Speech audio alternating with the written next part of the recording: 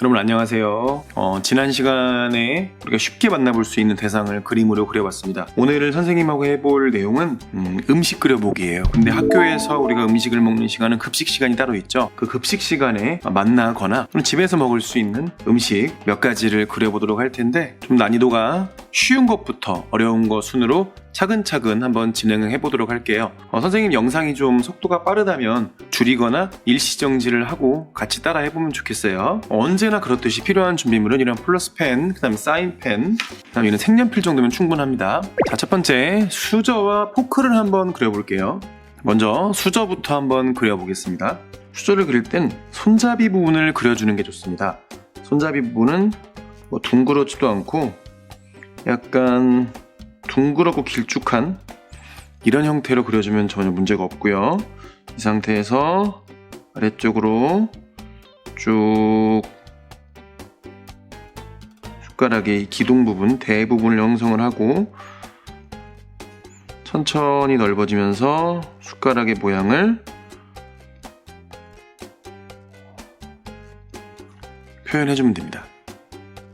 자, 근데 이 부분과 이 부분은 좀 차이를 두면 좋겠죠. 그래서 여기에 이렇게 숟가락 모양의 표시를 하나만 넣어주면 숟가락을 쉽게 표현할 수 있어요. 자, 그 다음에 바로 포크를 표현하겠습니다. 포크는 여기까지는 똑같습니다. 길쭉하게 빼주고요. 여기도 길쭉하게 뺍니다. 자, 그 다음에 약간 모이듯이, 이게 약간 모이듯이 틀을 잡아주면 되고요. 그 다음은 여러분이 알고 있는 그 모양대로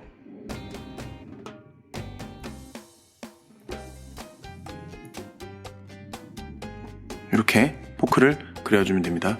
이쪽이 약간 휜 것 같네요. 이 손잡이 쪽 부분만 가볍게 색칠해주면 될 것 같네요. 살짝. 그다음 여기는 가다가 색깔이 그냥 없어지듯이 이런 느낌으로. 주황색도 마찬가지입니다. 여기도 살짝 그냥 칠하고요. 살짝 여기가 마지막에 희미하게 없어지듯이. 다음은 우리가 좋아하는 반찬이죠. 계란말이 한번 표현해 보겠습니다. 계란말이를 표현을 할 때는 제일 먼저 위쪽 계란말이의 윗부분을 표현해 줄 건데, 둥그런 것도 아니고 네모도 아니고 약간 뭐라고 해야죠? 호박 모양? 네, 이런 모양으로 표현해 주면 될 것 같습니다. 그 다음에 아래쪽을 이렇게 따뜻하게 이어서 윗선과 똑같이 오므리고 이렇게 대주고요. 계란말이. 그 다음에 여기 윗부분을 이렇게 표현을 하면 됩니다. 자, 계란말이는 사실 이 모양에서 표현할 건 별게 없죠. 색을 잘 칠해야 돼요. 색을. 그래서 오늘 기본적인 바탕은 노란색이지만 보통 계란말이를 만들 때 계란으로만 하진 않죠. 당근, 피망, 양파 이런 걸 넣죠. 그래서 당근, 피망 등을 좀 표현해서 색칠을 해주도록 할게요. 당근은 주황색입니다. 피망은 좀 초록색의 느낌이 강하죠. 그 다음 노란색으로 연하게 칠해줄게요.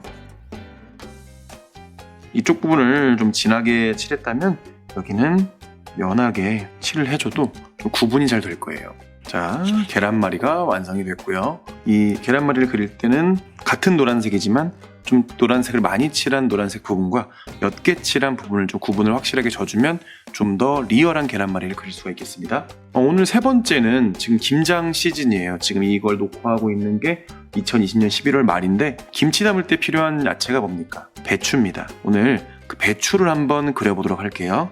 배추 그리기 첫 번째 단계는 위에 잎사귀를 좀 그려줘야 되거든요. 자, 그냥 볼록볼록. 어떤 데는 크고 또 어떤 데는 작고, 크고 작고, 대신 좀 둥그렇게 이렇게 갈 수 있게끔 표현을 해주면 되고요. 자, 그 다음 여기쯤에서 약간 호리병 모양으로 이렇게, 네, 그림을 보면서 한번 이해해 보세요. 약간 들어가면서 다시 펴지고, 여기까지가 배추의 틀이고요.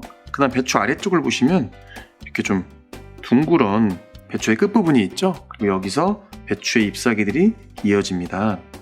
이어지는 부분은 여기서 이제 이 라인 비슷하게 위쪽으로, 그 다음에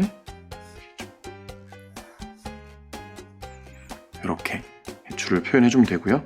여긴 좀 더 몇 가지를 선을 좀 넣어주면 좀 더 리얼한 배추를 만들 수가 있고요.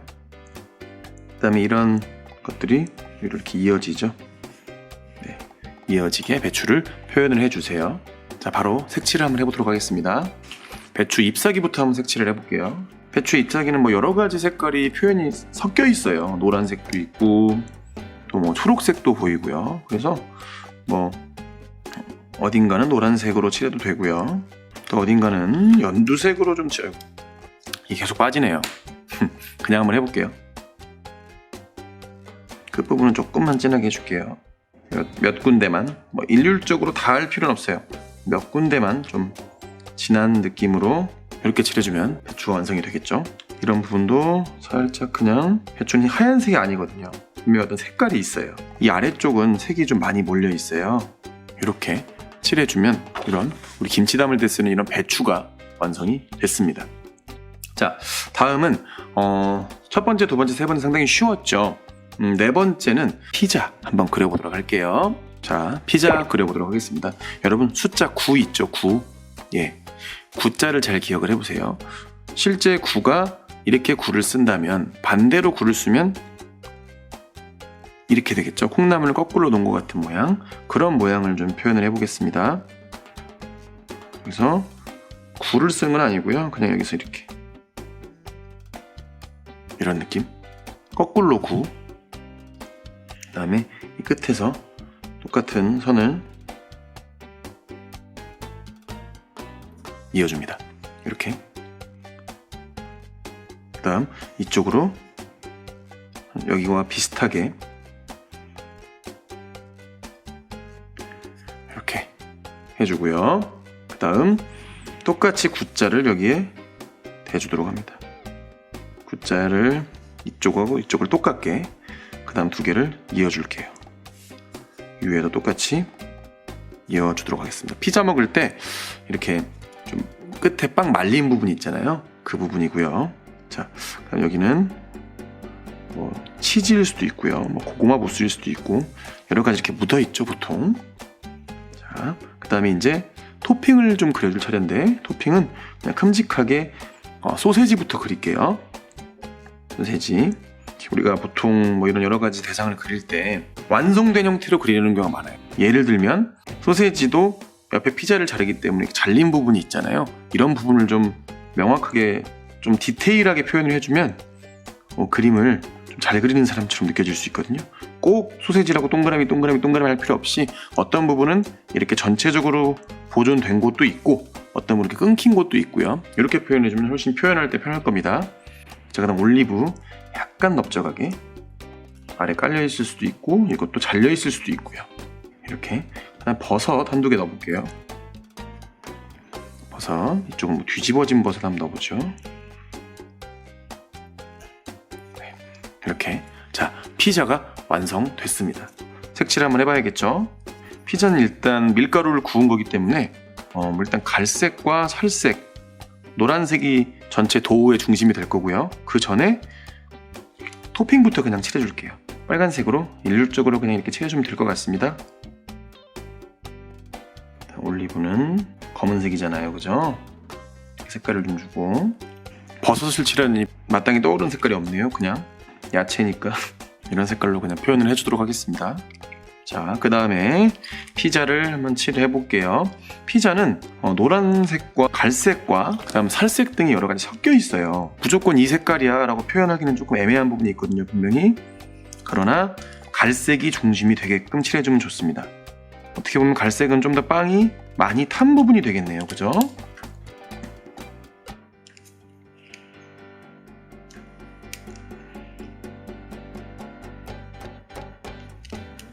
자, 사이사이 몇 가지 색깔만 줄게요. 노란색 가볍게 진하게 칠하지 말고요. 그 다음 살색 진하게 칠하지 말고요. 색상만 주는 거예요, 그냥.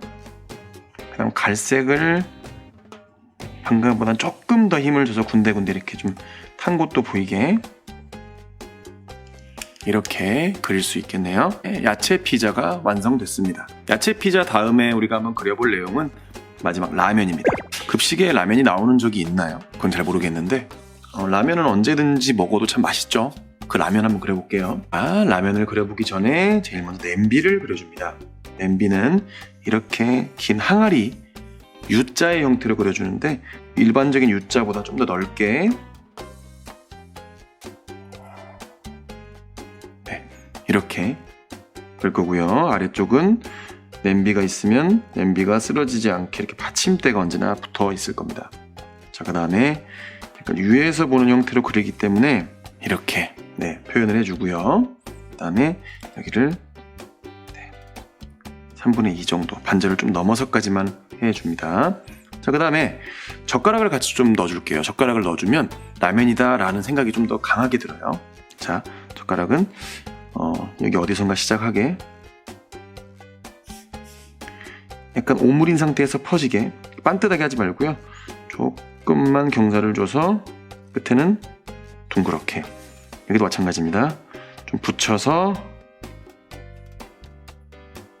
조금 퍼지듯이 이런 식으로